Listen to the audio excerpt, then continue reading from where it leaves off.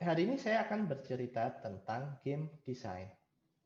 Tapi sebelumnya, saya perlu menjelaskan disclaimer terlebih dahulu. Jadi game design itu adalah skupnya sangat luas. Sangat seperti kita bilang, topiknya apa? Pemrograman.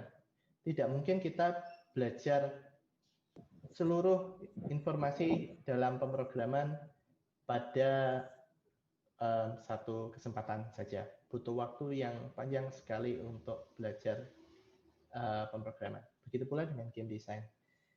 Nah, yang saya bahas hari ini itu saya pilihkan kira-kira topik mana sih yang di game design yang mungkin cocok untuk orang yang baru tahu tentang game design dan sesuatu yang biasanya bahkan game designer senior pun sering jatuh di situ. Itu mungkin yang akan kita bahas hari ini.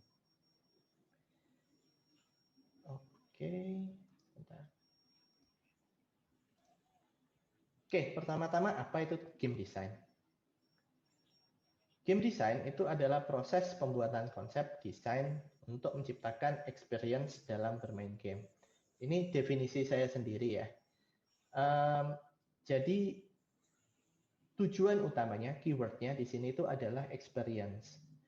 Artinya seorang game designer itu tidak cukup hanya membuat konsep desain dalam bentuk game design dokumen atau mungkin dalam bentuk media yang lain, tapi dia juga menciptakan pengalaman buat pemain gamenya. Apakah pemain ini akan senang ketika bermain game atau akan sedih yang bagus gitu ya. Jadi ada mungkin ada temannya di dalam game yang tiba-tiba mati di sana atau mungkin sesuatu hal yang lain.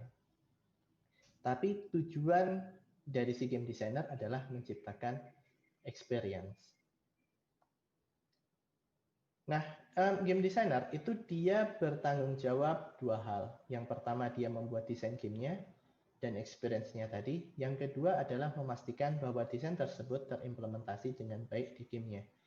Jadi dia perlu, aku pingin misalnya si game desainernya bilang bahwa aku pingin di bagian level pertama ini pemain terasa mudah terlebih dahulu sebelum masuk ke level yang kedua.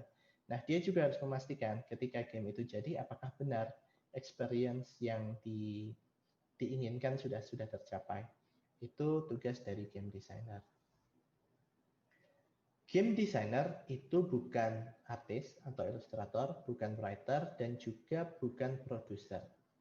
Meskipun kadang bisa double, jadi dia game designer sekaligus artis, atau game designer sekaligus writer, atau game designer sekaligus produser atau programmer, tapi secara fungsi dia berbeda. Dan entah kenapa banyak game designer yang saya tahu itu biasanya berawal dari artis.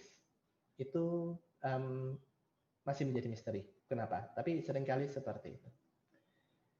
Game designer juga bukan bos, kecuali memang dia bosnya gitu ya. Tapi tidak selalu game designer itu bos. Jadi oleh karena itu game designer juga penting bisa berkomunikasi dengan yang lain. Nah, ini masuk ke game simulasi. Game simulasi itu apa? Video game simulasi adalah game yang dirancang untuk mensimulasikan aktivitas atau keadaan di dunia nyata.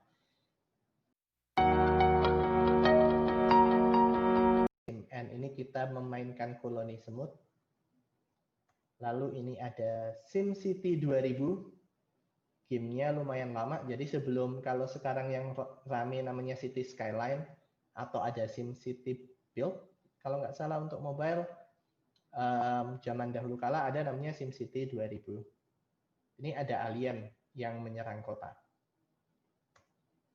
Lalu ini RimWorld yang simulasi manajemen membuat koloni di suatu planet.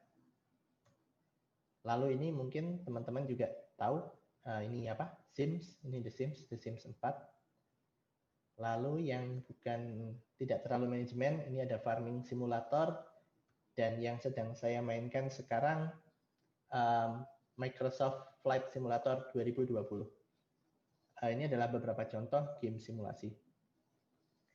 Jadi game simulasi itu dia mengambil kompleksitas yang ada di dunia nyata, dia abstraksikan atau diambil sebagian, lalu dimasukkan ke dalam media game. Itu game simulasi. Bagaimana proses pengembangan game untuk game simulasi? Ternyata sama dengan pembuatan game pada umumnya. Jadi prosesnya dimulai dari ide, konsep, lalu ke implementasi, lalu setelah itu ke deployment. Nah, hari ini kita akan bahas satu persatu mulai idea dan konsep, implementation. Mungkin deployment-nya tidak terlalu, karena itu biasanya ketika deployment game designer sudah tidak terlalu banyak terlibat. Oke, sebentar.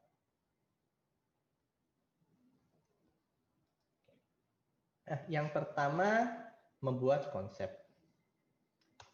Jadi semua game, semua produk itu bermula dari konsep. Dengan jumlah game yang sangat banyak, di Play Store ada sekitar 600.000 game. Di App Store ada 300.000 game.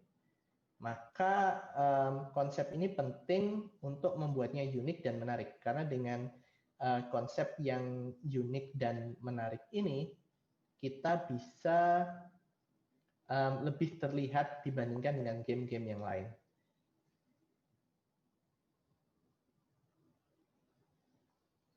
Ini adalah beberapa contoh game yang menurut saya unik. Ini ada game yang namanya itu The Uber Game. Yang buat adalah Financial Times kalau nggak salah.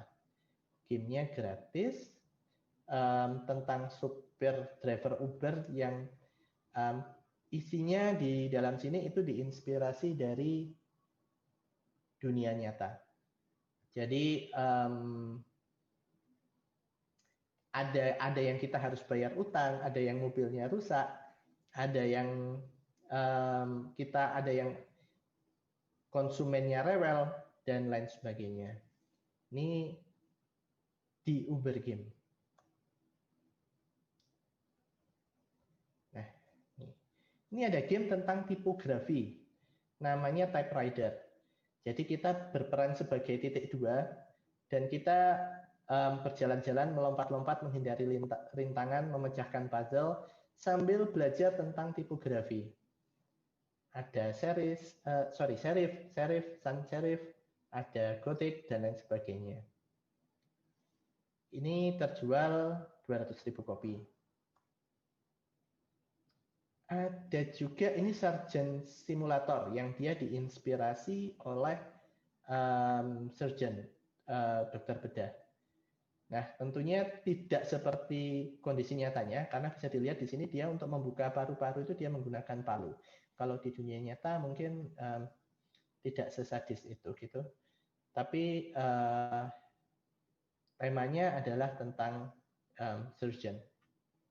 Ini terjual lebih dari 1 juta kopi. Bisa kita lihat juga sebetulnya kalau Surgeon Simulator ini dari sisi grafis sebetulnya tidak sangat bagus sekali. Halo ya? Apakah suara saya terdengar? Dengar, tadi ada yang masuk. Oh, oke. Ini Surgeon Simulator, lebih dari 1 juta kopi dia terjualnya. Ini House Flipper. House Flipper ini pemain berperan sebagai seseorang yang merenovasi rumah lalu dijual. Ini terjual juga lebih dari 1 juta kopi.